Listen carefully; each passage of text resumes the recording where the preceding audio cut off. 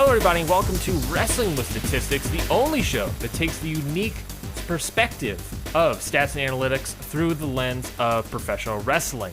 I am your host, as always, Ryan Neitzey. And with me, as always, is the man behind Pro Wrestling Musings himself, Craig Leask. Craig, how are you doing today? Yeah, I'm doing all right. Trying not to dwell too much on things this week as we did last week. It was a bit of a somber start to the podcast last week, and perhaps so it should have been, but we're going to try and focus in on the wrestling side of it this week rather than the ghouls and villains that we were having to reference last week. Yeah. Last week was, sadly, it's still happening. And absolutely. sadly, obviously, we don't want to cause too much distraction from the importance of that cause. Because it is still very much important. We still very much believe all that stuff. But yeah, very somber start last week. And, we got some exciting wrestling that's been happening past week and some exciting wrestling coming up, which we plan to talk about this episode. But yeah, a little stress, a little somberness out of the way. How have you been so far in the past couple of weeks in your personal life? How is you're off school, correct?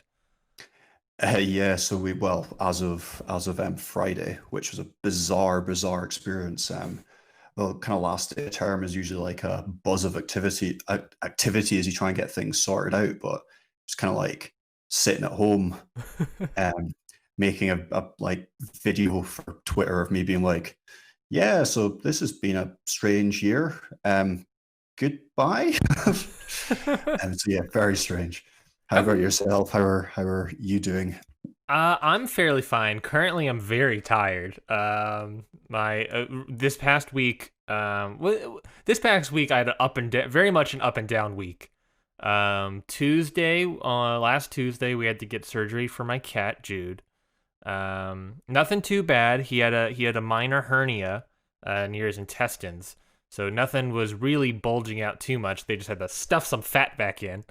Right. So that's always fun. But he's fine now. He's wearing a cone, and like all cats, he severely hates the cone.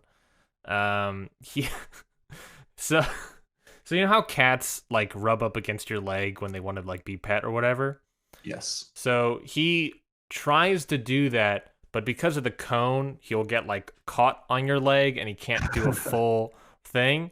So when he tries to do it too many times and he keeps failing, he then resorts to just like headbutting your leg, being like, hey, pet me, please. So that's fun. And then last Friday was my birthday, so I was able to, I would say celebrate it, but really I just spent the day doing the same thing I have been doing for the past several months, but ate cake at the end of it, so pretty good, I guess. Cake would does tend to improve things somewhat. Yes, I had the best cake of all time, and I will bring this to my grave. The best cake of all time, Craig, is of course funfetti cake. I don't know what that is. Wait, hold on. You don't know what funfetti cake is? Funfetti cake. It sounds like a prop for a movie where confetti explodes out of a cake. That sounds like a made up thing. Funfetti. Maybe it's called something different. Yes, funfetti cakes are basically vanilla cakes, right? But there are sprinkles cooked in with the batter, cooked in with the cake, so that when you slice into the cake, you have these like spots of colors throughout the actual cake. Funfetti. Ah, I see. Sounds like it's for children. It is, and that's why I love eating it. Yeah, I'm a child. I guess is what I'm saying on this episode. Interesting. Yeah, what an interesting start. What an interesting start to this week's episode is me admitting to the world that I'm a child. As you can tell, all I do with my days is watch wrestling and eat funfetti cake. So, not much is happening on this end of the earth. And it nor should it, Craig, nor should it. It's been a rough week for the world. And you know what? I'm just going to eat some funfetti cake. And you have to lay off my back on this one. Well, you're finding a way to block it out, which everybody needs to do at some stage. Yes, you're reading books and getting intellectually sound, and I am just ruining my kidneys. And To be fair, I've like struggled to read books all year, so the fact that I've managed to read like 2 books in the last month is an actual achievement. I mean, that's better than my two books that I've been not struggling through, but just haven't actually gotten the chance to push myself into reading over the past 2 years, probably. Oh dear. Okay. Yeah, I'm reading a book about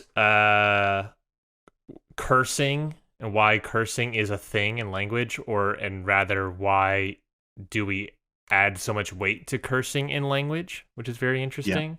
Yeah. And then also another book by Tinashe Coates, which is about race in America. So trying to do better, I guess. Timely, very timely. Yeah. Yes. So, with all that out of the way, with all of that, the personal intro stuff out of the way, Craig, are you ready to talk about some wrestling? Yes. Let's absolutely. Get down to brass tacks. Okay. Well, let's open up the show first off with a wrestling bout all the way in Japan, all the way in New Japan, night 3 of the New Japan Cup. Craig, it was several great matches. Night 3, I would say, top down, was a very great night. Compared to obviously many of the other nights. I think night 3 was also the night that was least affected by COVID/travel issues. So we were able to get a lot of those matches that we were originally promised back in March. But one match that we were not promised but still got, and was it a barnstormer? Yes, it was. Shingo Takagi versus SHO of Roppongi 3K. Craig, just right off the bat, some first thoughts on this match. So this was one that a lot of people were looking forward to seeing. I suppose I was too, as I'd heard like other people's expectations. I only really watched the kind of final of last year's Best of Super Juniors, so I didn't have the previous encounter to kind of bump up my expectations. But as far as the match went, this is one of the better matches that I have seen this year. Yeah, this was honestly a great match. I've seen a couple SHO matches. Obviously, Shingo pretty much tied with like Wrestler of the Year at the very least in New Japan last year. I would argue. SHO's been stepping up. He's been trying to step up and step out of Roppongi 3K a little bit, step into more of a single star role. Changing up his look a little bit, changing up his entrance a little bit. And I thought he proved it here. I was watching this match, I was thinking to myself, I was like, I would not be surprised if by the end of the year, obviously depending on obvious circumstances, I wouldn't be surprised if by the end of the year, SHO is an IWGP Junior Heavyweight Champion. Yeah, that's definitely possible. He's definitely a contender for those kind of matches. Just whether or not anybody can really take it off Takahashi at the moment. Yes, yeah, that's a huge point. Obviously, on SHO's docket is after defeating the never openweight champion, he's got that title. Looking forward to that title match. But looking at the match itself, looking at the stat breakdowns of the match itself, what are some key giveaways for you on why and how SHO was able to pull out the victory over Shingo? Yeah, so this was a bit of a shock. I think a lot of people had Takagi to win the match. A lot of people were kind of expecting him to break out with this tournament and then potentially challenge Tetsuya Naito for one or two of his titles and have that kind of Los Ingobernables kind of civil war type feud. So yeah, it was a big shock. SHO winning. A lot of people's brackets went out of the windows. But yeah, SHO just beat Shingo here. He didn't. It wasn't a undeserved win. He outstruck him. He only was outdone by one grapple and 2 strike downs. He used submission far more effectively. He made Shingo use more reversals than SHO had to use. SHO coming out with the overall offense. Used lead over Shingo. 54% of the match's offense went to SHO. So yeah, SHO was really he really stepped up and he really kind of put Shingo back in his place. Maybe Shingo wasn't taking SHO too seriously after stepping up to the heavyweight division. Yeah, I vaguely remember right before we were going into the New Japan Cup, right before all this was sort of happening, that there was this tally of names generating that of people that wanted to fight Shingo over the heavyweight title. I want to say it was like Evil. I want to say it was um, maybe Osprey was on that list as well. But I remember SHO definitely being on that list. I believe his reasoning was that he debuted as a young lion, I believe, on the same night as the Never Openweight Championship was debuted. So he sort of feels that it's his destiny to eventually win that title. And getting the win over Shingo, yeah, like you said, a little bit of a bracket buster with Shingo losing. But yeah, I mean, looking at these stats, I mean, you could tell that I would argue that SHO's game plan here was on the submission game, getting almost 5 times as many seconds on submissions than Shingo. Um, Yeah, and that's not really what you would expect from SHO in this match. When you first looked at this graphic this morning, you immediately picked out that there were no dives from SHO, the yes. junior heavyweight. Yeah, zero dives from either man. I mean, obviously Shingo, still a little bit of brawler kind of guy, but SHO of the junior heavyweight division of Roppongi 3K, I would expect some dives. I guess what I would say from that is that like zero dives and a lot of submissions is that like yeah, he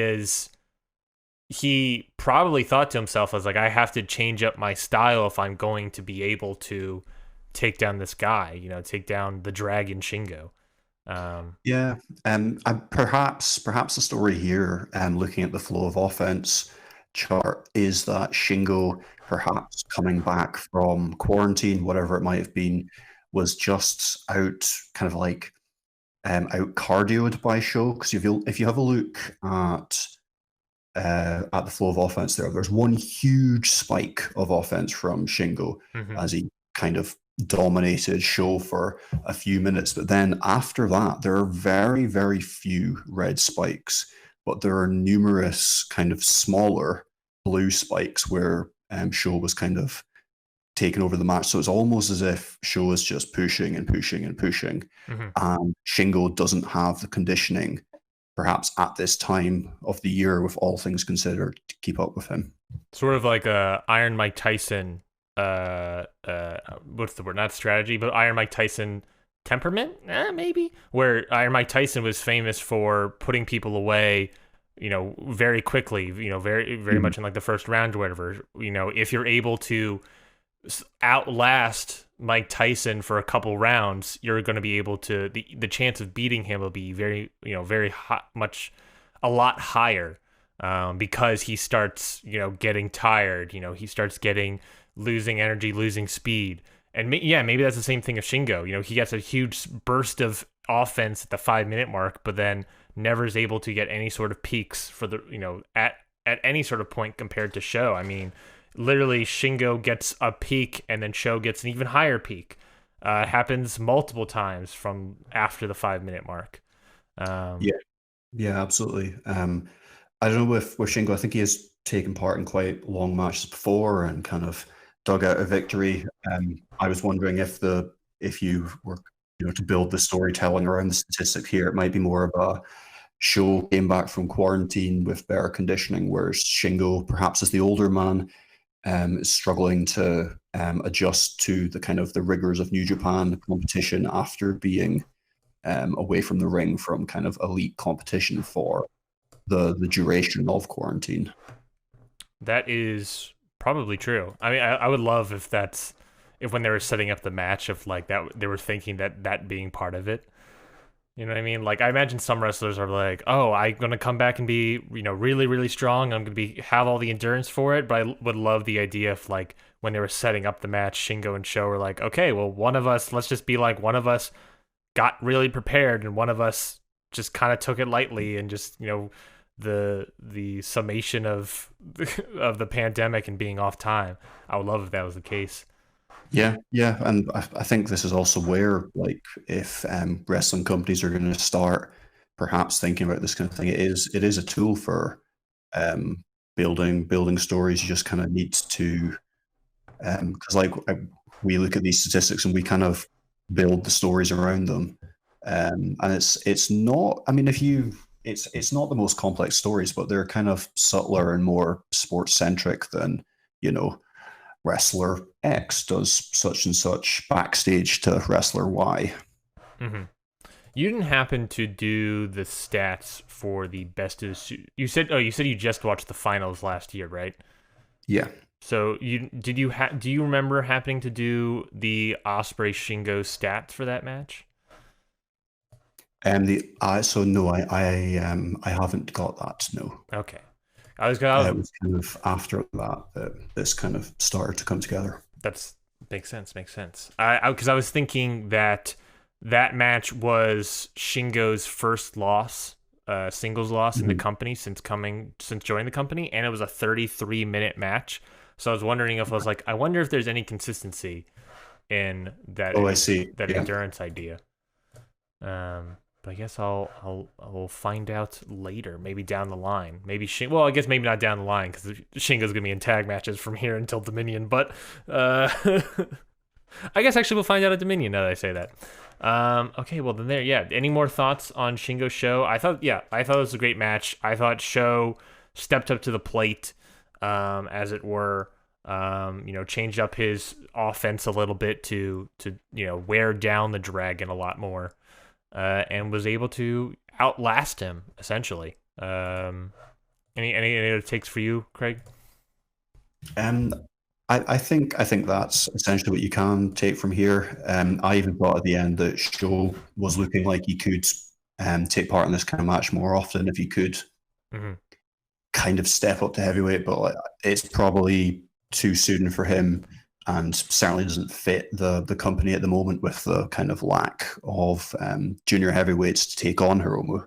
Agreed. I think this definitely sets up the never title match at Dominion, but after that, I think SHO would be a great challenger for the junior heavyweight title down the line. I think he can easily win at some point.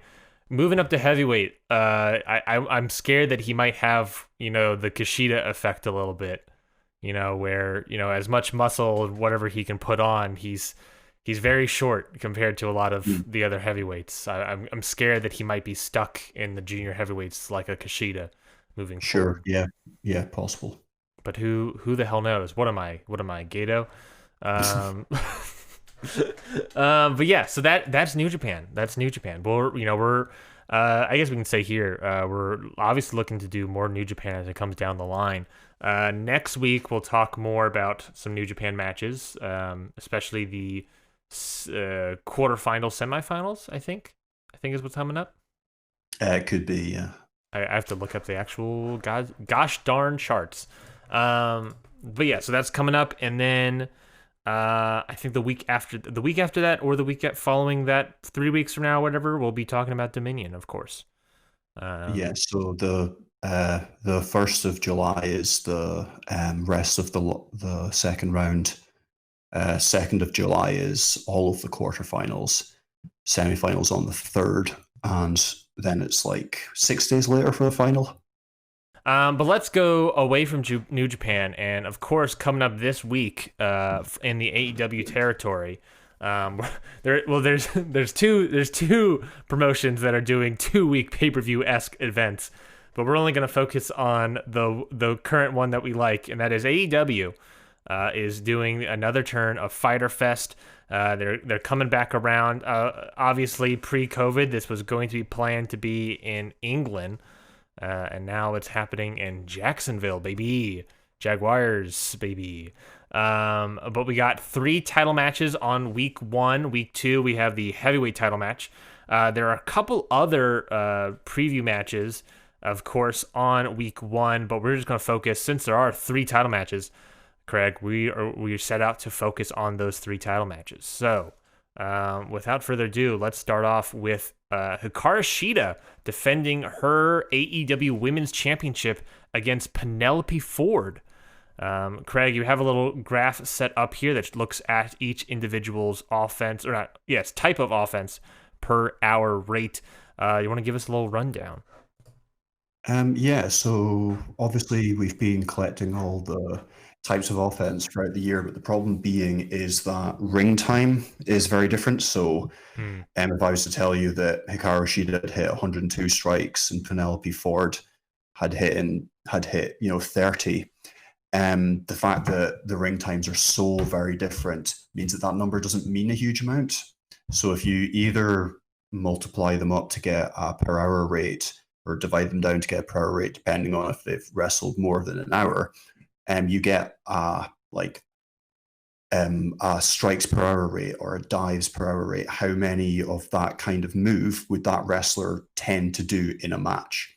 So that's kind of the basis of this graphic that's kind of available to see. There's also just some other kind of like form-based stuff there. So we've got in 2020, Hikaru Shida 8 matches that have been one-on-one traditional female singles matches. So that's just a one-on-one match, like traditional rules. So the title match against Nyla Rose doesn't count for that because it was no disqualification. And it's just because the numbers lose kind of validity in gimmick matches because they're so different. So it's hard to then compare them to other wrestlers that have been in like less gimmick matches. It just doesn't make as much sense. So yeah, she's been in 8 matches this year. Penelope Ford has been in 5. Again, just the 1v1 traditional rules. 8 wins, so 100% from Shida. 4 wins, 80% from Ford. So yeah, obviously 5 wins in a row when you look at last 5 for Shida. Win-win, loss, win-win for Penelope Ford. So good form nonetheless.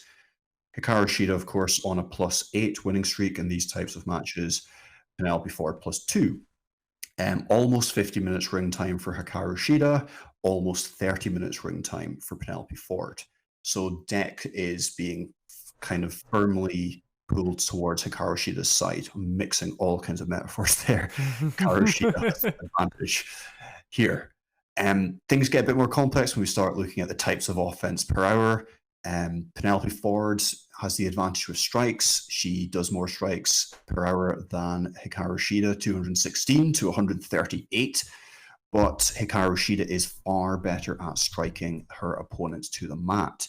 26 times per hour for Shida in comparison to 15 from Ford. Ford, however, more grapples, 34 to 24. Dives going to Shida, 6 per hour compared to 4. Submissions also going to Shida, 65 seconds of submission per hour. Slight advantage in comparison to 59 seconds. Hikaru Shida is reversing more per hour, 71 reversals compared to 64. They're dead even for pin attempts. Both go for around 30 pins per hour. Fouls is a huge monumental swing towards Shida. 49 fouls per hour from Penelope Ford, rather, compared to only 7 from Shida. Taunting, they both taunt a bit, around 20 each per hour. 6 finishers to 4 in favor of Shida, probably reflecting the fact that she's finishing matches more than Ford. Total offense per hour. So Penelope Ford, 250 moves per hour, only 178 from Shida. However, Shida takes on average 177, whereas Penelope Ford takes on average 178. So there's a really nice statistical anomaly kind of lineup there in that Shida tends to give out 178 moves per hour, and Penelope Ford tends to take 178 moves per hour. So it's Hikaru Shida is used to taking on opponents that are going to get hit with this amount of moves, and Penelope Ford is experienced at taking this kind of rate of offense. What that means for the match, probably an advantage again to Hikaru Shida. Yeah. No, I don't know if we should like break it up when we're doing the podcast. I don't know if people just want to hear it all fired up and like that's probably quite hard to process. That kind of, but then if you can see it on the screen, it's maybe not as bad. But then at that point, I'm just like reading to you. So I don't know how effective that is as like a podcast. Don't worry, you went down the stats, and I'm here to pull out some interesting things that I noticed that maybe can help, that we can dive in, even break things down. It's like we got the overview, and now I'm gonna splice in some interesting details, facts that I notice, and that we can break down even further. Cool, go for it. I think No pressure. The biggest thing I noticed, obviously, looking at this graph, fouls, right? I mean, Ford having 7 times more fouls per hour than Shida, whether that be Ford herself cheating, whether that be Kip Sabian being involved. That is a huge difference in this match. I obviously, looking at all these numbers, I think that's Ford's biggest advantage, is having Kip Sabian by her side presumably during this match. Absolutely, yes. And I mean, people might even be surprised that Hikaru Shida is doing 7 fouls per hour. I would suggest she's one of those competitors that when somebody fouls her, she just goes, well, and gives it right back. It's not a case of her like instigating the fouls, but she's not willing to just be like taken advantage of. That actually goes perfectly into my next point. So not only was there the offense given, offense taken per hour, I looked through the Excel document and just pulled out some even more information. I did some total offense given per match itself. So basically, total offense divided by the matches. Shida is 18.5 given per match versus Ford's 23.6. Offense taken, Shida is 1838. Ford is 16.8 offense taken. So Ford gives a lot more offense than Shida typically per match, while Shida takes a little bit more offense per match.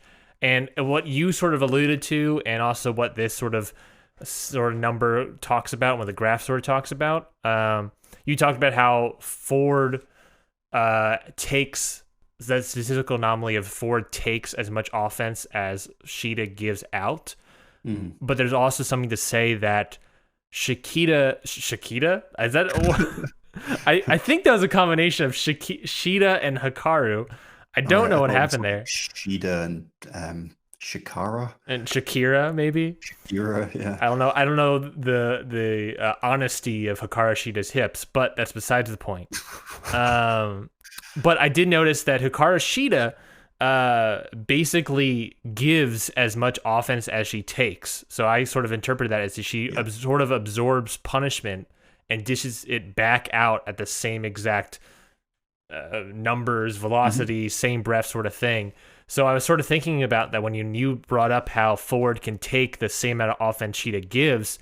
There is something to say that if Ford is able to give a lot of offense, Shida might up her own offense, dishing out to match the offense that she's taking from Ford, which might outdo Ford even more yet again. Yeah, I suppose that we can tell from the numbers here and from Shida's winning record that if it's a close match, she can come out on top.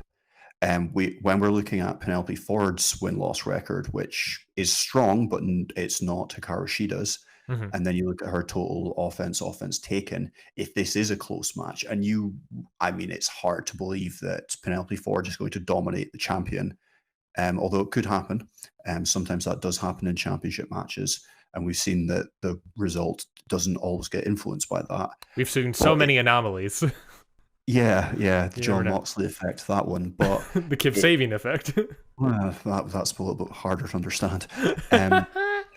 But yeah, if Shida keeps up with Ford, can Ford deal with that? We don't know.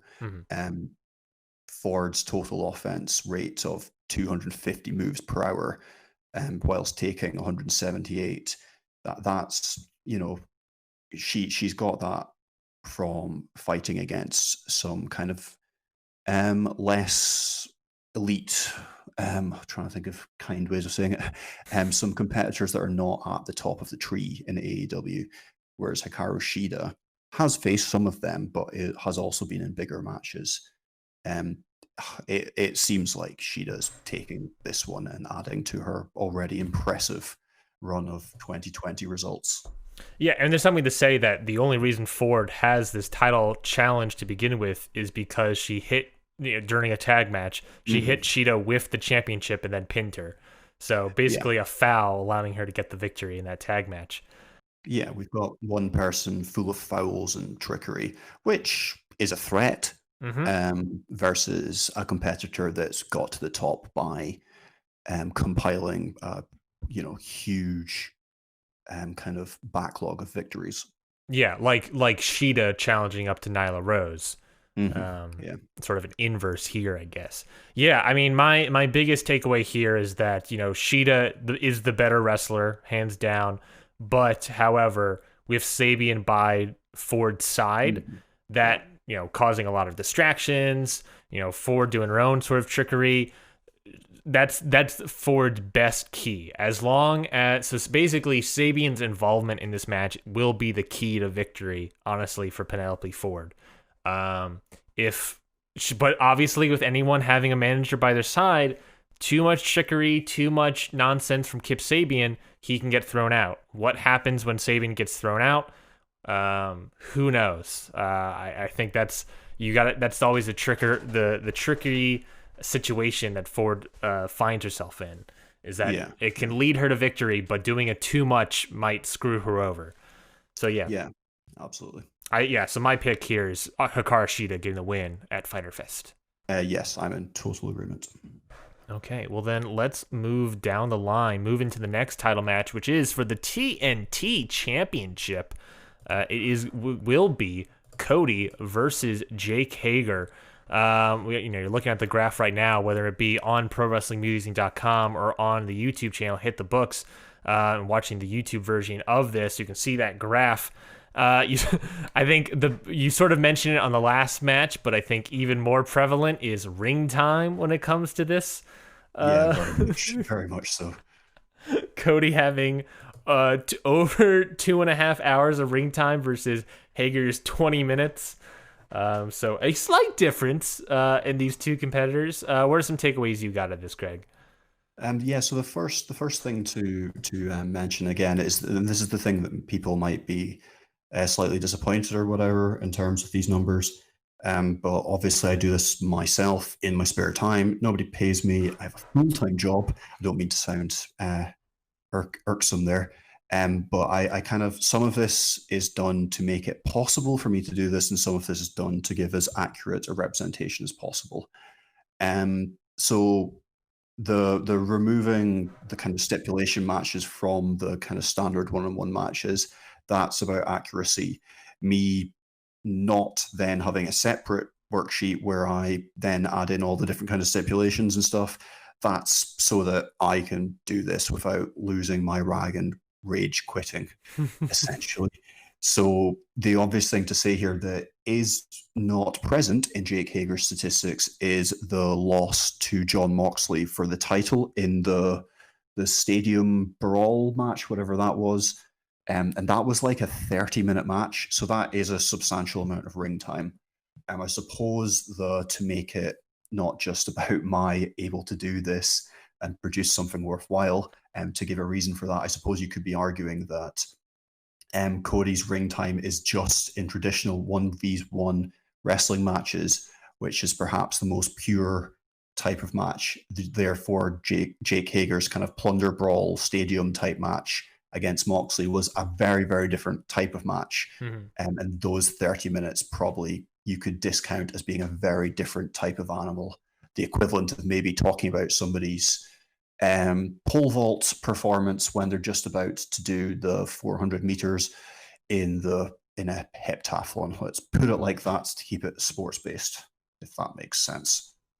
Yes, there's your there's our Olympics knowledge to bite us over until next summer when they come back. I know sports. I know, yeah, but I don't know. You said heptathlon, and I was like, whoa. I'm Yeah, not. that's eight things. I took Latin. That's all I got. That's all I took 2 years of Latin. You took Latin. Yeah, I took. Yeah, fun fact. I took. I took 2 Where years of teaches Latin? my high school. I learned Latin in high school. I took They two. were trying to sound fancy. Was it 2 years? It might have been 3 years. I think it was 2 years of Latin. Yeah, no, All right. I learned some Latin, and then in college I took a year of Gaelic. Oh, why are you doing Gaelic in America? Because I think because I Nobody didn't. in Scotland can speak Gaelic. I know, and it's like an impossible language to learn because there's 4 different versions of it. Yeah. Yeah, I learned Gaelic because I had a list of languages in front of me, and I had to take a language course, and I was like, it was like Spanish, Chinese, et cetera, or Arabic or whatever. Okay, right. I'm gonna have to question this decision-making policy. Yeah, so put the whole First show off- on pause. Let's go. Let's dive deep. First off, you live in America where Spanish is the second language, and Yes. yeah, I don't know. I think I might be pushed into learning it if I live there. Then fair. you've got like Chinese, which is a growing language. Mandarin, growing language. Yeah, I believe Mandarin is the proper word, not Yeah, Chinese. and then Arabic is probably again another growing language based on the kind of growth in that part of the world. And you chose kind of deathbed Scottish Irish language for reading old Irish folk tales. So I don't. One can only assume. This is so when I went to I quickly transferred out of the school, but when I went there for the first year at Manhattan College up in New York, which fun fact, not in Manhattan, actually in the Bronx, a whole different borough. So I found their website. They have in their language department, they have a couple majors and obviously they offer a couple classes. So put it in perspective for you, Craig. There was Spanish, French, Arabic, Chinese, Italian, Japanese, German, Latin, and Irish, and I chose Irish. I mean, nobody in Ireland even like no young people in Ireland can speak Irish. Well, all I can say to that is Giagwitch, which shout out to all those Irish listeners who don't know what you're saying. I chose Gaelic. I think it's because I saw the list of things and I was like, I'm only have to take this for 2 semesters. I'm just gonna learn Irish. I'm just gonna learn Gaelic. Why not? That'd be sort of fun, and it was a fun class. I had a lot of fun in that class. I genuinely think that would be the last on my list if you gave me those languages. I still have the textbook somewhere. You know how like sometimes from college you just sort of just keep some textbooks of classes you liked? I think I have the textbook somewhere. I don't know where it is. It's on my bookshelf right now. But yeah, anyways, back to Cody and Hager. Yes. Talking Gaelic? Talking Gaelic. Gaelic Hager looks gal. like he could be from Ireland. Probably. not. I mean, more of like a German guy. Right, we're gonna have to move on. Yes. Some things I pulled out from this. Looking at the stats straight down. I mean, for the most part, Hager has, of course, there's a ring time differential, but obviously that's trying to compensate for the per hour rate here. But even then, just going straight down the list, Hager pretty much has Cody beat in every single category down the line. He has a slight edge in strikes. He has 3 times as much submission time compared to Cody. Has more than double Cody's grapples, half as many strike downs, which I would have to imagine is Hager's game plan going to this match. Cody does go for the pin twice as much as Hager. Hager has 4 times as many fouls, 4 times as many taunts. Just really trying to give it to him. Double the amount of finishers. Typically takes and gives more offense per hour, about 1.5 times as much. And then even looking, I went to the Excel sheet in reversal rates. Cody has 31% reversal rate. Hager is 29%. So still fairly even.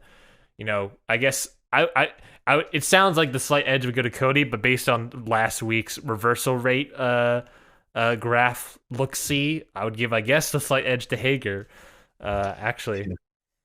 I suppose, I mean, it's difficult. This is kind of where the stats fall down when you've got two guys that don't have similar ring times. Because Jake Hager has had matches against Dustin Rhodes, which was an almost 15-minute match, QT Marshall, 3.5 minutes, Joe Alonso, 1.5 minutes, and then Chico Adams, 1 minute. Those are his 4 traditional 1v1 singles matches. His other match that, again, as explained, doesn't come into this, being the 30-minute match against Jon Moxley. So usually when the matches are shorter, there's more action per minute, because in longer matches you see wrestlers kind of showing off the grueling nature of those matches. They go down and they're on the mat for longer. There's breaks in the action as kind of both guys struggle to their feet. Whereas in 14-minute matches against Dustin Rhodes near the beginning of a pay-per-view, there's enough. There's not. It's just it's competitive, and we're not getting into kind of the dramatic both guys struggling to their feet. So it is hard to use these statistics too well, but the discrepancy between the two is quite large. Like Jake Hager's numbers are dwarfing Cody's. Yeah. But then again, Cody does have 12 of these traditional 1v1 matches this year. He's won 11 of them. His loss was to MJF, and that was a bit sketchy. It's a 10-match winning streak, and he's been in the ring for 2 hours 46 minutes, which is the longest anyone has been in. And again, this is just for traditional 1v1 matches, but that's the longest anyone's been in the ring for AEW in this type of match this year. Which is huge. It's huge. It's a big thing, yes. Yeah, there's I did do another one of those total offense givens and divided up by each match.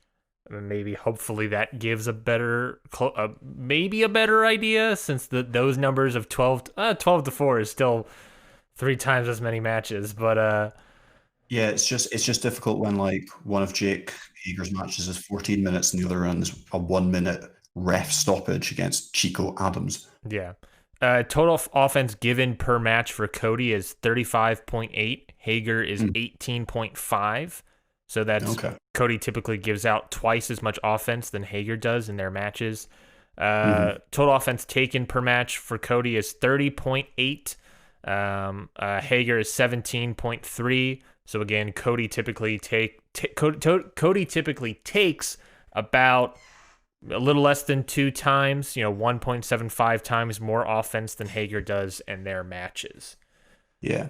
The other thing that is relevant is their total kind of wear and tear. So we're talking about how this might be all benefiting Cody because 12 matches, most ring time.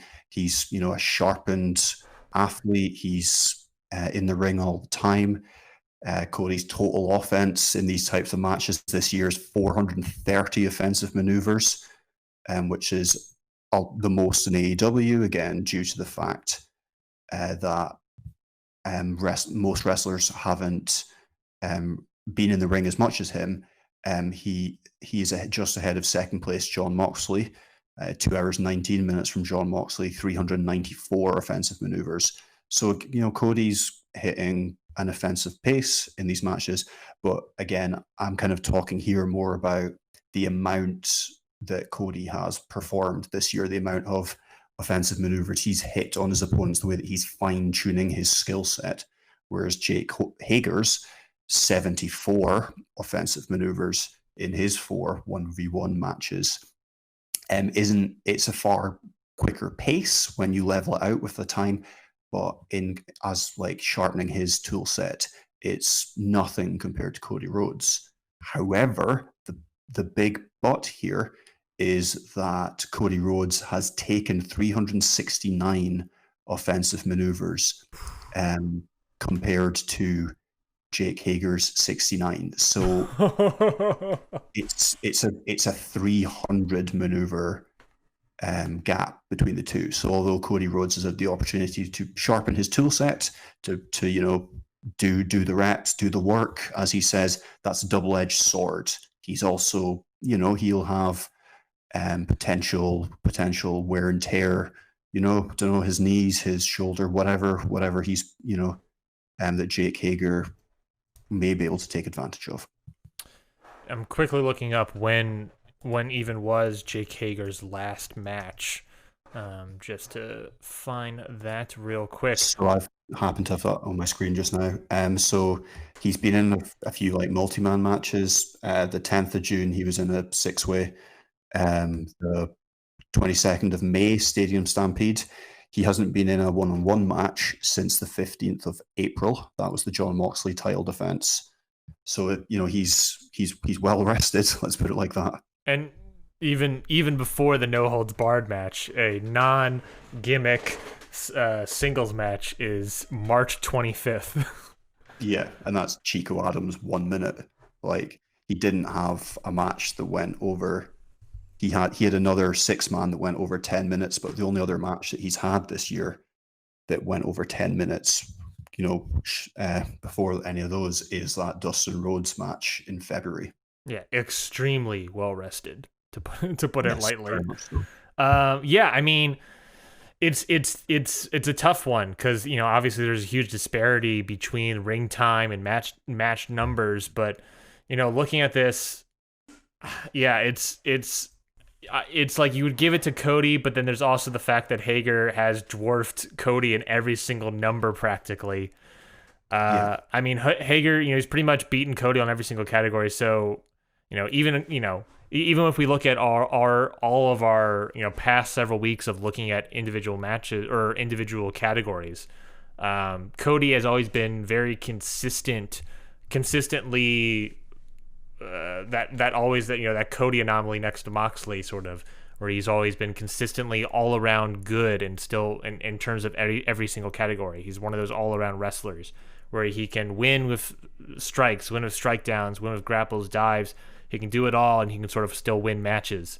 Hager, I don't quite remember where he was in the previous weeks, but even then, like, Cody is that all around tool. You talked about sharpening his tool. He's got every single tool in that shed is sharpened and ready to go against Hager. However, Hager's got that MMA quality to him. He can put, like Chico Adams, sort of put him away very quickly. We don't really know how Hager can be in longer matches, potentially. Sort of that Shingo, like we talked about earlier, of the endurance test, I guess. Yeah, I mean, I guess we'll find out. I mean, I think if Cody's going to get beaten down. I think no matter what happens during this match, Cody will be beaten down by Hager quite constantly during this match, whether it be strikes, strike downs, what have you, grapples. But I think if Cody can, my takeaway from this is that if Cody can find a way to cause Hager to slip up, maybe get distracted or whatever, I think Cody can get the victory, or maybe focus on other things like submissions. But again, maybe a submission game against an MMA fighter like Hager is not a great idea, but who knows, maybe it's something that could work. Yeah, it seems from what we've explored there that both men have kind of huge strengths, and yeah, it's a hard one to analyze a lot more than that because of the huge discrepancy between ring times. Yeah, I mean, if I had to pick a winner, I don't know, honestly. I remember what I was going to say earlier. It's tough because Hager is another one of those big men challengers, I guess Brian Cage, like Brody Lee, like Lance Archer. It's another big man that during their time at AEW have been putting away people extremely quickly. So getting the stats for someone against Cody is tough. Cody has beaten Wardlow previously. He's beaten Lance Archer. Cody has, consistently beaten bigger guys against him. Hager's got that Hager effect on his tool belt, I guess. That can always help. And who knows what sort of Nightmare Family inner circle nonsense is going to play out. Maybe Hager can kiss his wife for some extra boost. But then Cody's got his wife with him. It's a whole other aspect. I don't know. If I had to pick a winner, I could see Hager winning, but I think Cody will probably pull this one out. Yeah, I agree. As you said, Cody's already beating Archer. It doesn't make sense to book Jake Hager, who's only wrestled for 20 minutes, to beat the guy with the highest ring time for singles matches. It just doesn't. Cody walks out, still champ. Especially since with the storyline aspects of what they're doing with Cody, obviously, you have right around the horizon, you have the ability to use a lot more released wrestlers in the upcoming month. If I don't know if Hager wins, if he would continue doing the weekly title defenses. Nor maybe would I not want to see Jake Hager wrestle every single week per se. But there's the idea of storyline aspect of, I could see maybe Arn Anderson getting involved in this match. There's been a lot of rumblings about Four Horsemen stuff, so continue Cody going. Maybe this could be a heel turn for Cody. I don't know. I doubt it against someone like Jake Hager, but there's a lot of rumbling storyline wise. I don't think it's a good idea to completely get rid of the title defense a week yet, especially with a bunch of people available soon. So maybe we'll keep Cody having the title storyline wise, but we're not talking storylines here. We're talking stats. Hager is probably my pick to win, but I wouldn't be surprised. I'm changing it. Hager's probably my pick to win. I don't know, Craig. I'm so confused. I don't know. It's a toss up. I think, honestly. Yeah. I don't know. For me, kind of, if we're looking at this sports centric elite competition, a guy that's been in singles matches for 20 minutes this year up against a guy that's been in for over 2 hours. The wear and tear is there, but that's what athletes do. I think Cody walks out of this one, and as you said, goes on, and we might see Matt Cardona for a week, or I don't know, would Rusev turn up for a week? That kind of thing, which would be interesting to see. Mm-hmm. Definitely. I always, because I'm always like thinking of like, it's not only looking at the stats, but what always happens in my brain is always thinking of like the kayfabe aspect of it, of like being like, well, the reason Hager's ring time is so low is because Hager puts away his competitors very quickly, and I'm trying to think of like if Jim Ross is looking at this, like he would be like, well, this is what it would say, Oklahoma people. I was just sort of like thinking like, what would the kayfabe aspect of how you would sell that.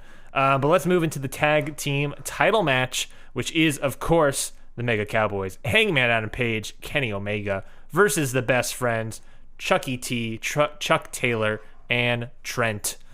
We got the stats pulled up here. I was looking at this earlier today. Pretty even. Honestly, pretty even for these two guys. Craig, any thoughts for you? So anything from Pro Wrestling Musings to do with this tag team championship team will be called the Mega Cowboys. I could have gone with Omega Cowboys, but that seemed a little too obvious, so just kind of shortened it. Kenny Omega does like Mega Man as well, so I'm sure he wouldn't mind.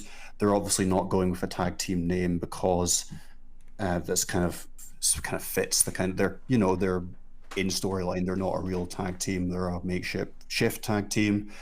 In terms of this, you're absolutely right. It is quite close. We do have an unblemished 7-for-7 record from the champions in 2020 in traditional male tag 2v2 matches, a ring time of 1 hour 56 minutes. However, what you might find surprising is the best friends have outdone them in that capacity, and they have a ring time of 1 minute and 58 seconds from their 11 matches. 9 of those were victories, 2 losses. They are on, however, a +8 streak, which is one more than the Mega Cowboys, obviously +7 streak. Yeah, very close in terms of in-ring stats. The Cowboys edge it for strikes, 167 in comparison to 159. They're also ahead in terms of strike downs, grapples, and dives by narrow margins. Best friends 40 seconds to 22 seconds per hour for submissions. The Mega Cowboys are reversing more in their matches. However, the best friends are trying to win faster with more pin attempts. The best friends will kind of go for a foul more so than the Mega Cowboys. But again, I think that's more Hikaru Shida kind of, well, if you're going to do that, I'm going to do this type stuff, just not being taken advantage of. Similar taunting. What's more interesting for these guys, though, is their tag team stats.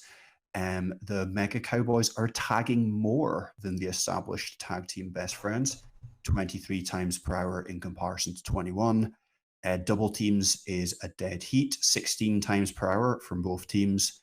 The Mega Cowboys 4 finishers per hour compared to 5 from the best friends. Total offense, Mega Cowboys have a faster rate of offense with 227 moves per hour, 210 from Chucky T and Trent. However, the Mega Cowboys are taking far more offense with 241 moves per hour coming their way in comparison to 216. That meaning both teams tend to take more offense than they dish out. So yeah, in comparison to the other 2 matches, very close statistics. Tag team statistics in AEW, there's not a lot of submissions, but there are loads of reversals, and you tend to see quite a lot of quite imaginative double team moves being used to kind of really define that tag team division. Yeah, and there's something to say for the Mega Cowboys themselves, where of 2020, 6 out of 7 of their matches, and of course wins as well, have been tag team title matches. The only other match that wasn't a tag team title match was January 8th against Private Party. But then, of course, they'll go on to win the number 1 contenders Fatal 4-Way, and then the actual tag team titles on that cruise, and then basically defend it against everybody. They've defended it against SCU, Lucha Brothers, Young Bucks, famously, and Kip Sabian, and then of course the Natural Nightmares. Just Kip Sabian. Yeah, just Kip Sabian, and of course the Natural Nightmares. And now they're defending it against another tag team in the Best Friends. So you could say maybe they're a little overdue to get that loss, but who knows? Another stat that I really enjoyed that I felt like should be pointed out here was the fouls. Quite low compared to every other stat, but there's something to say where the fouls, where Best Friends have 4 times as many fouls per hour than Omega and Page. So I think it's fair to say that Trent and Chuck Taylor are not afraid to get a little dirty in their matches compared to the Cleaner and the Cowboy. I mean, if I recall correctly, I believe it's things like when they've been in the ring with Jericho, and it's been like when dirty things have been going on the outside, they'll slam somebody into a barrier or a steel post to kind of to ensure that they're not being taken advantage of and to ensure they're not being disadvantaged. They don't tend to instigate anything. I don't believe, if I remember again correctly. Okay. That's good to know. That's very good to know. Well, then that is because then Omega and Page, that too is probably the similar idea of trying to. It's less using fouls, but more negating fouls by doing fouls in itself. I would suggest those fouls would have come in the Young Bucks match. I'll take your word for it. From the top, like there was things got a bit heated. I think somebody went through a table. Did they not? Did Paige not put somebody through a table? Yes, I believe Yeah. Nick or Matt. Probably Matt. It Storyline was wise, probably definitely Matt. Nick or Matt. I don't know. It could be one of the two, maybe. I don't So know. 50-50? I've only been to a handful of wrestling shows. One of them was Ring of Honor when they came here, like 2018, maybe 2018, 19, Mm-hmm. and the Bucks were there. And there was this guy in the crowd who couldn't get anybody to chant along with him. He tried so hard all night, but nobody was going for it. And there was a bit during the Young Bucks match where he just kept going, "Let's go, Nick," like over and over and over again. And Nick was just kind of looking at him. Nick, who's standing on the apron as Matt is in the ring, and the guy had been chanting really loudly in front of everybody else for the completely wrong Young Buck, which they were more than happy to point out for the crowd's amusement.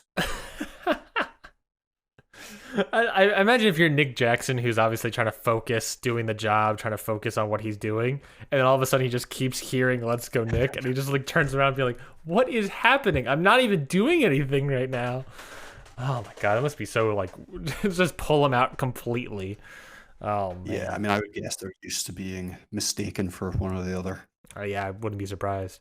Yeah, I mean, looking at this match, fair. I would, down the board, fairly even, in terms of matches and ring time and everything. If I had to, I mean, do you have any big takeaways on who you think could win this match? So apparently Chuck Taylor and Trent Beretta, or Chucky T and Trent question mark, as they're now called, Mm-hmm. have never been tag team champions. And I don't just mean they've never been AEW tag team champions. And apparently they've just never been tag team champions. So like Correct. not Ring of Honor, definitely not New Japan. Surprised that they never had it in Ring of Honor. But yeah, they've never had it. I think that's going to stay the same. I see the Mega Cowboys carrying on for a bit. Their matches have been one of the highlights of Dynamite. And I find it quite hard on Dynamite when they cut to commercial. You miss a chunk of the match. Since the pandemic started, even if you're in Europe and you're watching on Fight, you're still often not getting the advert bits that you were getting before, or there have been a few issues. So the Page and Omega have quite often had the opening match of the night, and that seems to be the only match that doesn't get cut, but by the adverts. So if you're choosing who you want to put out there to have the wrestling matches match, yeah, I'm more than happy that it's these two guys. Kenny Omega is the best. Hangman Page has been exceptional since he kind of took off post Chris Jericho stuff. So yeah, I see them going and going and going. Maybe until the end of the pandemic, and we get some kind of maybe more Young Buck stuff. I don't know. But it's a huge story, and it doesn't feel like it's coming to an end at all at the moment. Yeah, it's I think it's sort of similar to, for me at least, the Hager Cody match, where it is a little bit more of a toss up, where it is I'm like I mean my preference would be to see Omega and Page continue, because I think the good idea is to always, they've been already sort of teasing FTR Page Omega.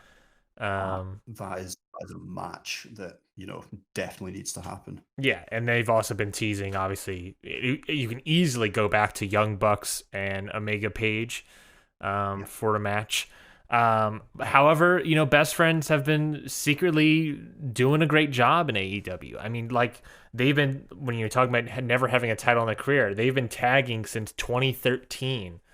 Fairly kind of off and on sometimes, but for the past 7 years, and they've never held tag team championships. Could it be the night? If it ever was going to be their night, this might be it. This could potentially be it. But I think ultimately, we get as far as the stats, and then I'm sort of like, well, start thinking of outside perspectives of storylines and whatnot. And I don't know. I mean, maybe I think I would imagine seeing Omega Page get the ultimate victory. I mean, in this match, maybe the best friends do have to play up more in the fouls, play up a little bit more dirty to maybe help their chances or something. But I mean, I don't know. I don't know what they would necessarily have to do any different to get the win, because they're pretty much already on even playing field to Omega and Page. So yeah, I think ultimately Omega Page. I think you might see that in this match. If you think back to the Trent Kenny match, that already happened. Going a bit dirty to give yourself a chance. Mm-hmm. Yeah, I mean, it is that sort of thing of like, what more can we do to put them away? And again, maybe that could be the part. Maybe best friends can sort of play as the lovable doofus underdogs, where it is sort of like they just use everything in their arsenal and become sort of that. What more can we do? Like, let's say, what is it? Strong Zero, I think, is what their tag team finisher is. Let's say they do the Strong Zero on Hangman Adam Page. Adam Page kicks out for, I believe, going back and far in my memory, I believe would be the first time ever kicking out. I think that would play perfectly into the story of like, we've put everything to them and we can't do it. We have to think of something new. We need something different to etch out a victory. Maybe they'll be able to get it. Maybe they won't. Who knows? So that's it. Let's move straight into our next little docket number, whatever crap, on here. And it is, I think you're going to need to explain this one again for the listeners and viewers at home, Craig. We sort of talked about it last week. Obviously, for several past couple weeks, we've been looking at different categories of stats versus win-loss records. Last week, you pitched this sort of four-quadrant graph here. Craig, can you go into the explanation of what we are looking at? So this is the relationship between wrestlers getting the most offense in a match versus their win-loss record. So this is kind of, I've mentioned this before, but you often see a football match, a soccer match, where Team A controls the ball, takes 14 shots, scores 0 goals, but their opponents have 30% of the ball, shoot once, score once, win the game. So they've won the match despite having the least percentage. This is the least possession. This is the wrestling equivalent. It is the amount of offense that wrestlers have had versus whether or not they've won the match. So there's quite an even spread of wrestlers. So we have in quadrant 1, so the positive for both categories there, we have guys like Cody, Sabian, Pac, Hardy, Luther. These guys tend to give the most offense in their matches and win more than they lose. Mm-hmm. Then when we go to the left, I think this would be called quadrant 4. So we have guys like Jericho, Spears, Omega, and Moxley. These are guys that tend to win more often than they lose, but over the course of their 2020 1v1 matches, they have taken more offense than they've dished out. So these are almost like your underdogs, which is fitting when you've got Darby Allin there, but confusing when you've got Lance Archer there. And Jericho and Omega. So when we go underneath the x-axis, we go down quadrant 2. So these are guys that aren't winning but are getting the most offense in their matches. So these are guys that maybe need to start asking themselves questions. Are they using their offense properly? Are they wasting time? What mistake are they making? Why are things going wrong? So we've got Kazarian, Santana, Cobb, Cutler, and Stunt.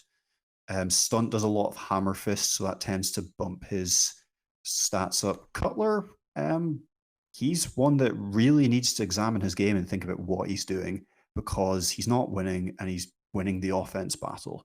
So it sounds like for him it's decision making rather than like lack of skill or strength.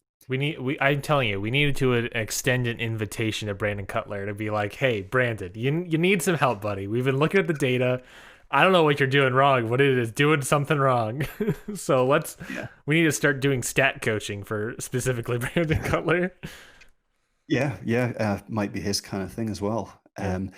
Quadrant 3. Now, quadrant 3 is it's a bit more. It's a sad quadrant. Nobody's particularly. Quadrant 2 is frustrated. So quadrant 1 is confident. Hold on, stay with me. I'm here. I'm 100% here. Quadrant 1 is confident. They're in control. Everything's going well. Quadrant 4, where they're winning but being outdone. Quadrant 4 is maybe a bit angsty, but they're maybe lucky and pleased with how things are going, but tenuous. Quadrant 3 is frustrated because they're getting the quadrant 2, sorry, they're getting the offense, but they're not winning. Quadrant 4 is just sad. They're taking a beating and they're losing. Things ain't going well. It's maybe a bit simpler than quadrant 2 to sort out. Just let's go to the gym, get stronger, watch some tape, sort things out. So these guys are losing and they're getting beaten up in matches. Sonny Kiss, Chuck Ortiz, Joey Janela has been taking a lot of offense. Kiss, QT Marshall, Avalon, Trent. So it's guys that you won't be too surprised about. But I think the things that you will see when you first look at this graph is Kip Sabian gets in so much offense in this match. Yes. Matches, he moves fast, he hits a lot of short, quick strikes, a lot of kind of like hitting guys repeatedly when they're on the ground. Cody Rhodes, quite a lot of offense, second most. I'm just wondering about that. That's a bit odd. Never mind. So Cody Rhodes is getting a lot of offense and he's winning matches.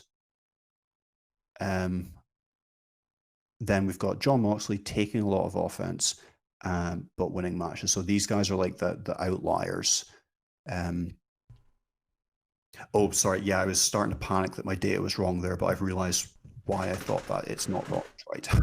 Yeah, you're fine. Is it right? No, I was thinking in my head about percentages, because Cody doesn't often win by huge percentages in his matches, but because he's had so many matches, it's like little by little that's added up. Because if you remember, this is offense for minus offense against, so it's like the pure number rather than the stats version. Okay. It's right. It's fine. So, here whilst being like, oh no, but no, it's fine. Confidence saved. And the other kind of headline from this graph is we do have that positive correlation. So the numbers are saying that wrestlers that are getting in the most offense are the guys that are winning the matches. Generally, it's a weak correlation, but it is what you'd expect. But that is taken into account matches where guys win, where they've not got the most stuff in, matches where guys lose, where they have, again, got the most stuff in. So there's a spread of different results, but there is a weak positive correlation. So it is still in your interest to try and get the most offense in any given match. Yeah, and I think looking at this graph, there's obviously the huge factors of people that we've been looking at. Like, looking at Moxley and Cody, this graph completely tells you the story about those two wrestlers. Looking at Moxley first, he wins a butt ton of matches, but it's almost as if he uses his resiliency to win matches. You know what I mean? Like, he's constantly someone that just gets beaten up, beaten down over and over again, but continues to win, whether it be against Brody, whether it might be against Brian Cage. It's something that Moxley allegedly uses to win matches. Where if you look at Cody is the golden boy. He is the ace of this company. He is somebody that he is consistently winning, consistently dishing out a large number of offense. He is consistently we talk about what you may be doing wrong. Cody is doing everything right. And what that is what we sort of looked at for the past couple of weeks, is that Cody does a really good job of spreading out his amount of offense in each sort of category, whether it be strikes, grapples, submissions, reversals, what have you. He does a good job of spreading those numbers out. So Cody being there isn't too surprising. What is really surprising is Kip Sabian being sort of mid-tier on terms of wins, in that sort of mid-card level. But in terms of that offensive difference, Kip Sabian just blowing literally everybody out of the water. What is that number? What is that? 118 is the difference. Plus 118. So he's dished out 118 more moves than he's taken. So it's a substantial. I mean, he's also been in a lot of matches. Has Kip Sabian? He's one of the most used wrestlers in that company. Yeah. Is that the only explanation for the Sabian anomaly like that I can think of? Like, even if he's in a lot of matches, he still gives out a lot of offense in those matches. Yeah, so he's been in 10 1v1 matches. His strikes, so he's got 174 strikes, 176 strikes per hour. So he's fifth. He's fifth in the company. He's fifth out of the male wrestlers for the amount of strikes he's dishing out. Only 23rd for strike downs, 32nd for grapples, 14 for dives, eighth for the amount of submissions he's using. So he's not like dominating at anything. So again, he's seventh. He's got the seventh quickest total offense kind of rate. So in terms of like dishing out offense, he's got the seventh highest. But it's just more of like it's the combination of that and the amount of matches that he's been in. So for example, I'm just checking it now, but there won't be anyone.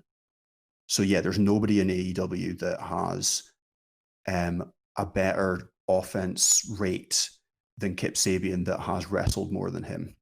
So he's seventh in terms of the quickness that he gives out offense, but above him is Jericho Luther, Alan Angels, Frankie Kazarian, Jeff Cobb, and Brian Cage. It's all guys that have minute ring times.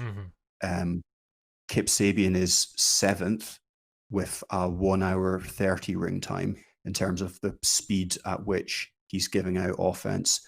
The next notable ring time is Dustin Rhodes with just over an hour, and he's dishing out offense at the 17th fastest rate.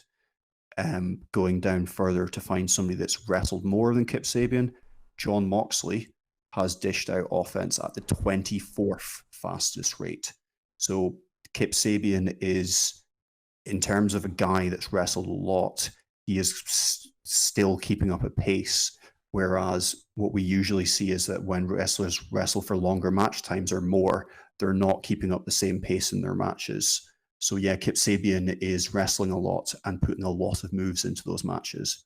Whereas what we quite often see from guys that are putting a lot of moves into one match is that they're not wrestling as much, or they're wrestling shorter matches.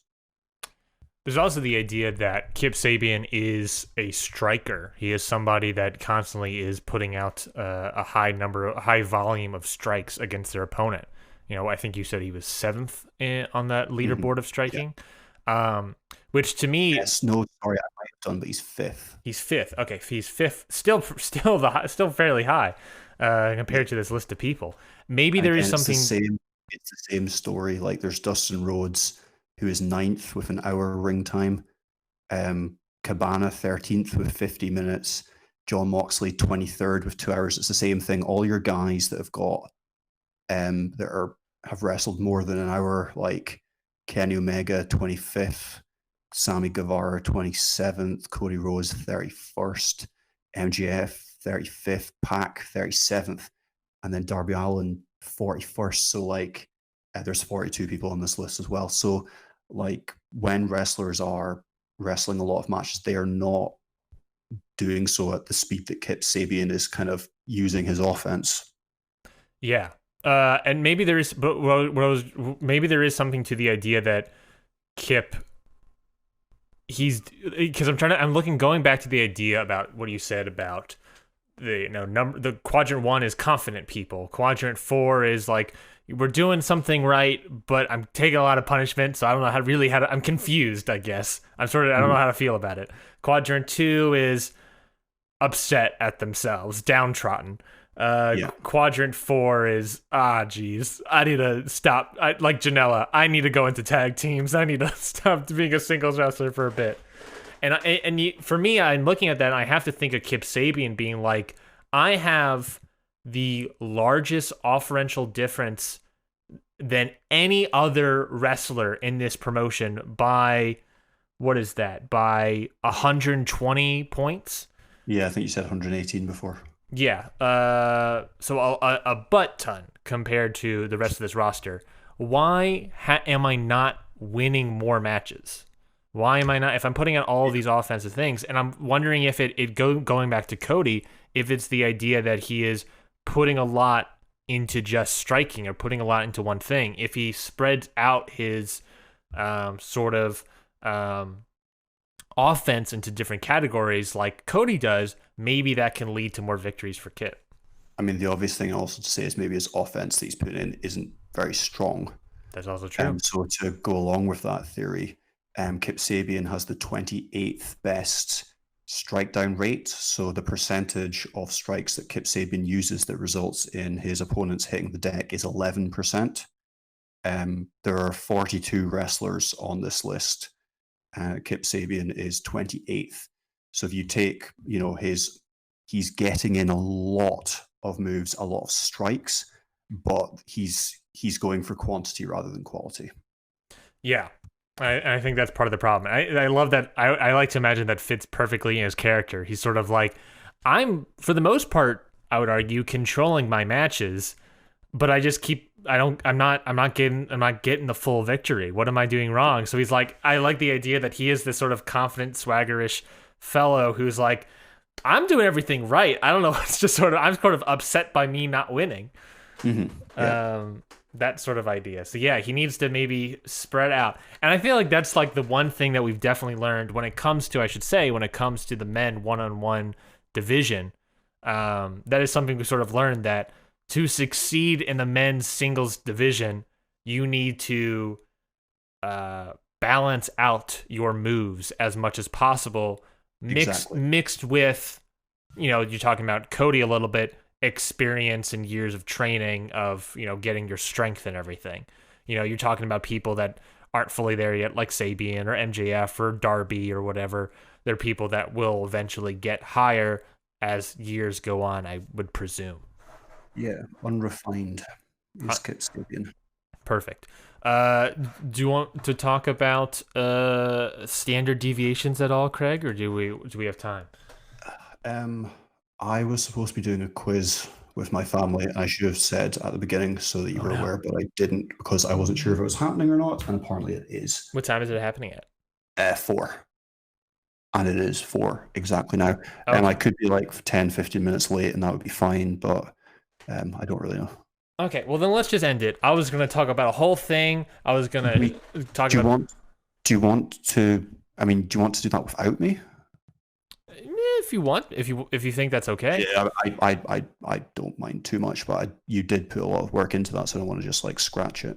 Okay, well then I guess we'll say goodbye to Craig here, and then I'll just talk about standard deviations and talk about math for a bit, folks. So please stick around for math talk with Ryan.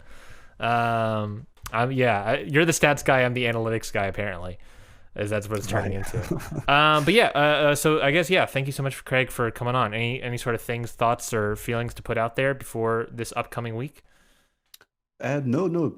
I really enjoyed the podcast. I was feeling like really quite angsty at the beginning when we were doing the start off chat, and feeling quite chilled out now. So obviously engaged with what we were talking about, which is always a good thing. So thanks for the chat. Of course. Anything to plug? No, it's fine. People, we've spoken about it. People know where to find stuff. I'll give out the final plugs at the end of the show. Don't you worry.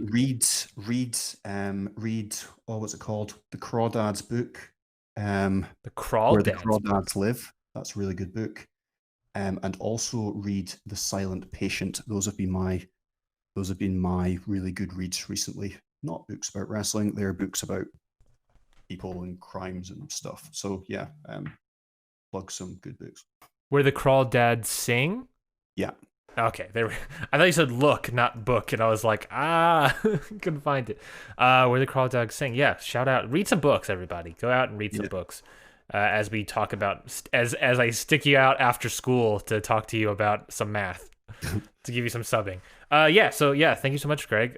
Go have Have a good rest of your day, man. Enjoy the rest of yourself today. Cool. That sounds weird out of phrasing. I don't like. I'm ending the conversation poorly. See you, Craig. Bye. Okay, everybody. You're still here. You're after school. You're after school with the old sub Ryan Neitzey here. Thank you, everybody, for still listening. If you are listening, hopefully. So I would greatly, obviously, appreciate that. But yeah, so basically, I wanted to talk real quickly. I did a bunch of math. I was talking to my math man, UTT Rob on Twitter, and we were sort of talking about the strength of the numbers that we sort of present on the show, and that graph we just showcased to y'all. That graph, obviously, and there is the thing in stats where we sort of recognized it. Oh, let me X out that real quick.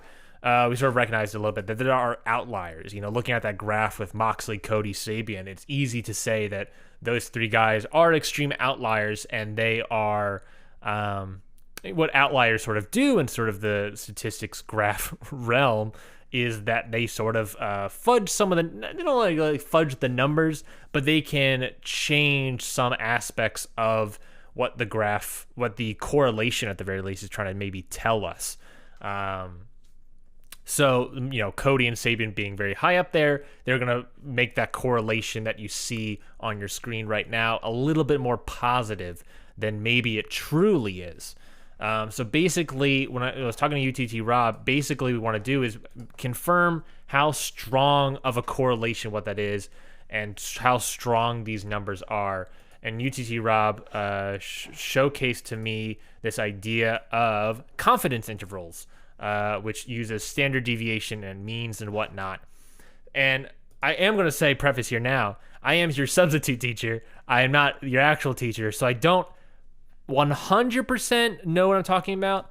I will be frank here. I never took stats once in college. I never took physics. I did everything in my power to avoid physics.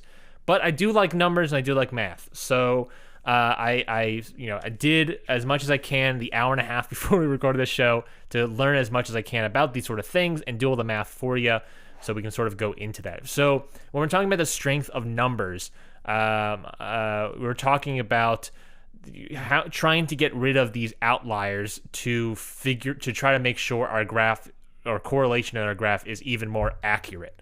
So basically what confidence intervals are, let's say you are measuring the height of a bunch of men, you have 40 randomly chosen men, and that the average or mean of that height is, this example provides for me, 175 centimeters. For our American listeners, 175 centimeters in feet is 5.74. I don't know, so something. 5.74. So 5.5, a little more than 5.5 feet, I guess, is the average, the mean of this population, this selection of the sampling of 40 randomly chosen men. Probably a sampling because it's just, there's not a population of all men or something, or all men in one area, but it's a sampling of just random men. So what we do from that is we try to figure out from that mean, we try to figure out the standard deviation. So what that means for you folks at home is your mean, if you're looking at that Moxley Cody graph, that Sabian graph about the offensive difference versus win-loss records. Basically, what the line, that correlation line that we're sort of talking about, is in a way the average, the mean of that numbers, right? Because that's sort of what we're talking about here, as I understand it, I should also say. So what the standard deviation basically means is that you are trying to figure out see how spread out the numbers are. So basically how far away the numbers are to the actual mean line. So for example, if you're looking at this graph, you have people like I'm trying to look at it here, like Pac, like Luther, like Nakazawa, like Orange, who are very seemingly close to the line. But then you have people that are Cody, Moxley, that are very, very far away from the outliers line. So we're trying to get rid of those outliers. That's the whole point of this, right? So we do some math. We're trying to figure out the mean and the standard deviation. So basically what I did, or what UTT Rob suggested to me, is I took a standard deviation calculator, plugged in all of the numbers for offense 4, that offense 4 category on the left side of your screen, found out what the mean and standard deviation of that was, and then whoever was, let me see if I can pull up the actual numbers here. So what I got from that for offense 4, deviation was 102.20 versus the mean, which is 116 of 0.63. And we're doing this to try to figure out, again, who these outliers are. So we can say that with 95% confidence, the population mean is between 85.3 and 148 based on these 41 samples.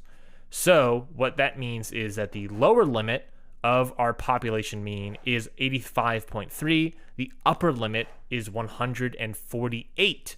So anyone that is below that or above that would be considered an outlier. And it should be said that this is working with a margin of error of 31.3%. I didn't really understand margin of errors too much, but it's basically, I got it, or have the sentence here.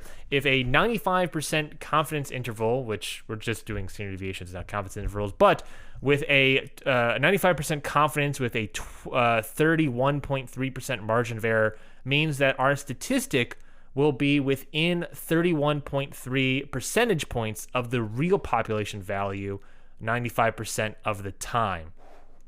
So you can take it that what you mean. I think that means it's like, it's sort of, margin of error is basically like saying plus or minus, what is it, 31.3%. So there is that sort of like gap, fairly large gap when we're talking here. But again, we're talking wrestlers. We're not talking about heights of 40 randomly selected men, where most men are falling in this one, falling within this one category of height. Most people are 5'9", some people are 6. You have your outliers like me who are 6'5", but then you also have people that are, 5'10" or whatever.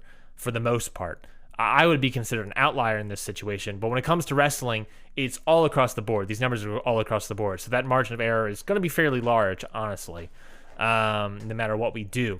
So I took that, I dropped all of the outliers, anyone that was below 85.3 points and anyone that was above 148 points for offense given, I dropped them. That list was a huge list. That list included names like, I'll read it all out here for you: Wardlow, Hager, Cage, Luther, Hardy, Spears, Allen Angels, Preston Vance, Billy Gunn, Nakazawa, Orange, Cobb, Kaz, Mark Quinn, Stu Grayson, Santana, Trent, Peter Avalon, Chuck Taylor, Ortiz, Cutler, Stunt, Kiss, Mox, Cody, MJF, Sabin, Omega, Archer, Pac, Guevara, Colt, Dustin. All of those people did not meet the within the boundaries of that population mean. They did not meet the boundaries of that. They were all considered, as I best understand it, outliers. So we can push those people to the side, potentially.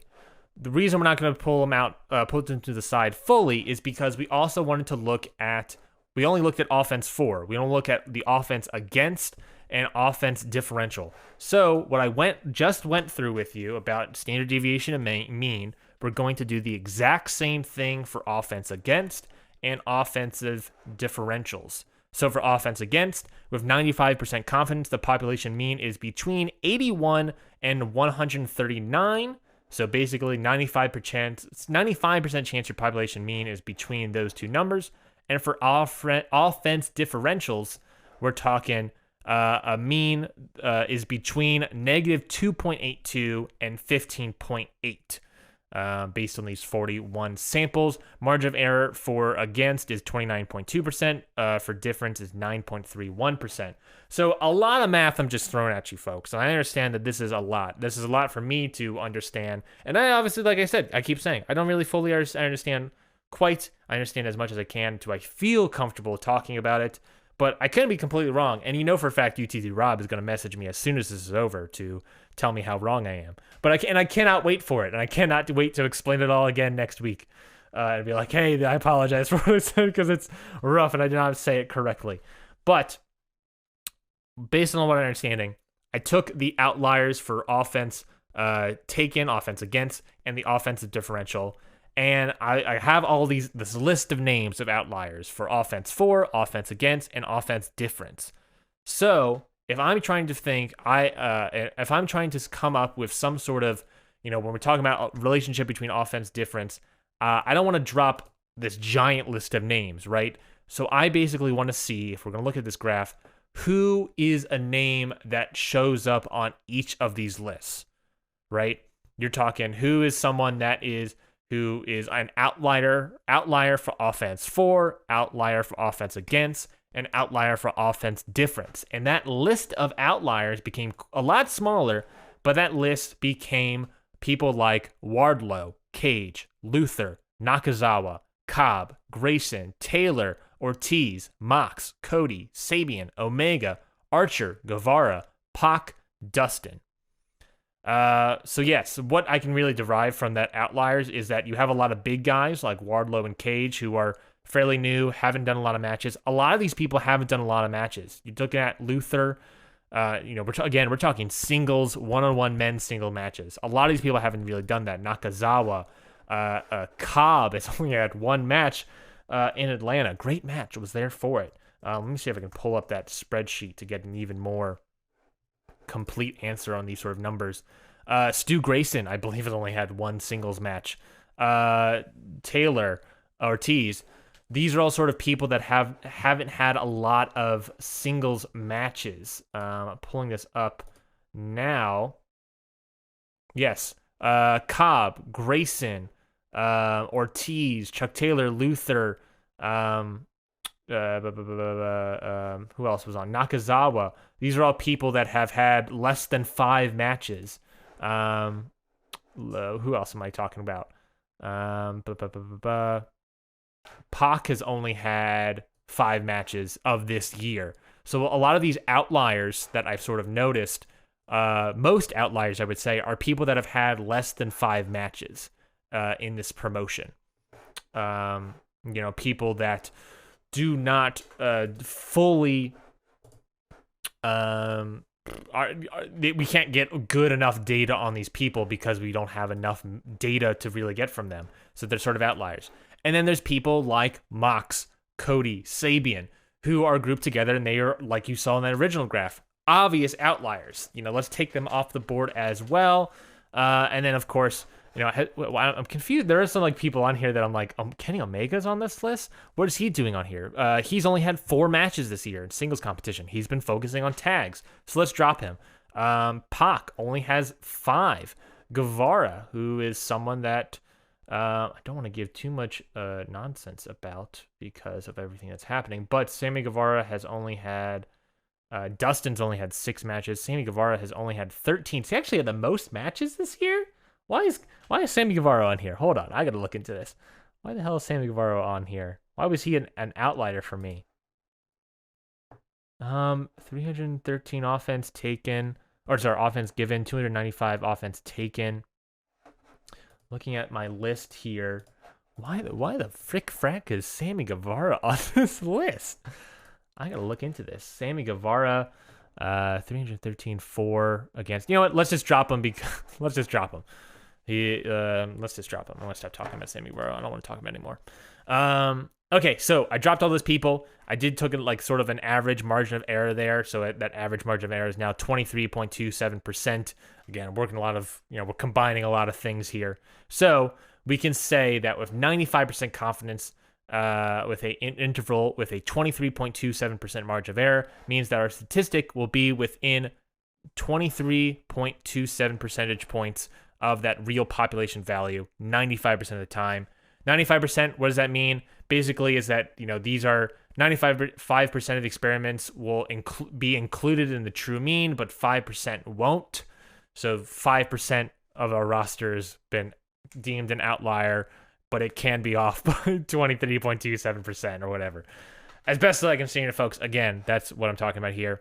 So we take that mean and deviation, put it through the confidence interval. We cut all those people that are out in the differentials there, And and we get a new graph, which I can now present to you now.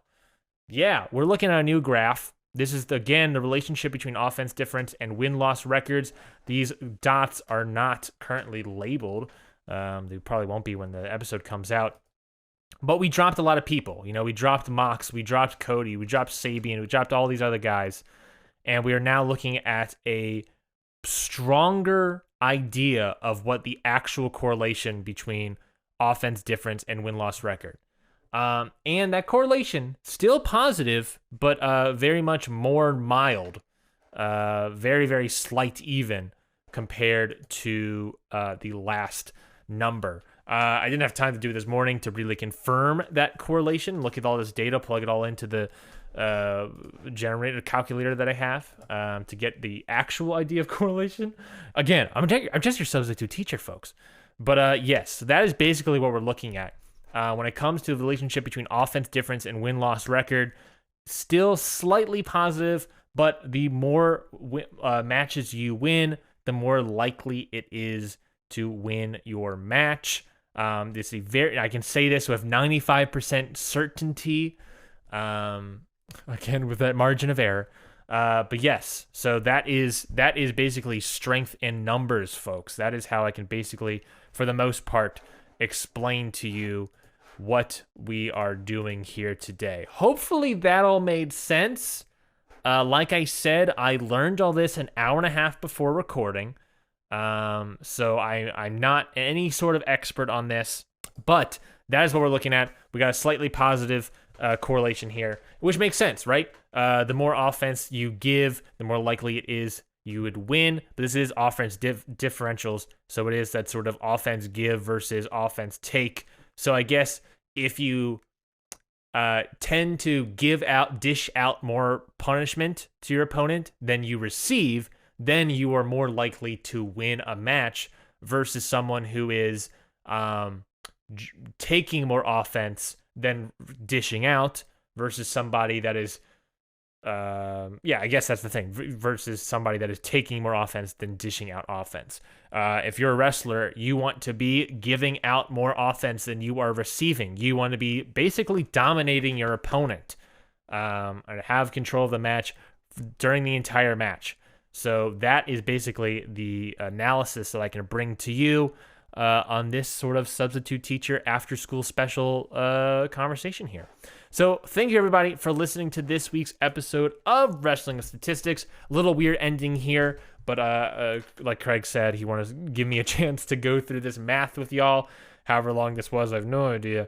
So thank you so much for staying with me here, folks. Thank you so much again for listening to this week's episode. You can follow us both on Twitter. You can follow me at HitTheBooksPod on Twitter. You can also follow Craig at Craig. I always get this wrong because I'm never quite 100% positive, but it's at Craig PW Musings. And you can also go to his website, ProWrestlingMusings.com, or at PW Musings for just all statistics and analytics and whatnot, instead of hot takes all over the internet, as Craig would maybe describe it. Like I said, you can follow me at HitTheBooksPod. You can subscribe to this podcast feed to get even more stuff for you. We don't just have wrestling statistics on the show. We also have other shows like Hit the Books proper, which was a show that Mikey and I, my friend Mikey and I, go through and fantasy book our own versions of Raw and SmackDown. We have our own rosters. We have our own rosters of people that are actually existing in WWE currently. We have our own, we're writing our own brands of Raw and SmackDown. And we've been doing this every single week for 2 years, coming up on 2 years now. So there is a huge plethora of backlog of our own alternate universe of WWE. And when I mean alternate universe, literally the break point was not Hell in a Cell. It was 2018 SummerSlam, I believe, was the breaking point where we broke off from real life WWE and did our own version. And we try to make the show as realistic as possible. So we'll have injuries and whatnot that happen throughout the show. And that all gets decided by what you believe whose card was better. So you can get all of that on this podcast feed that you can subscribe to right now. Leave a review. We would greatly appreciate it, obviously. 5 stars or more. We would obviously 100% appreciate the love on Apple Podcasts. Anything else? You can donate. We're on Red Circle, so you can donate to this podcast, and we would obviously greatly appreciate it. I'm not sure if you can leave a note, but if you want to definitely 100% acknowledge that your donations going to Wrestling Statistics, going to what we're doing here, you can go and donate to Red Circle. There's a link in the podcast description below. We would appreciate anything like that. Like Greg said, we're not making any money off of this. We're just doing this out of fun. So if you feel any need or reason to donate, we would obviously greatly appreciate it. I think that's it that I can think of off the top of my head. At Craig PW Musings, at Hit the Books Pod. Thank everybody so much for listening to this week's episode of Hit the Books. I am very much looking forward to Fyter Fest this week and more New Japan down the line. That's all I can say on the matter. And maybe we'll talk about it next week. I don't know. So until next week, have a great week. Please, everybody, enjoy yourselves. Read some books. Take some time. Step away from social media, maybe. Reflect, take care of yourself. Until next time, everybody, have a good week. We'll see you next time. Goodbye.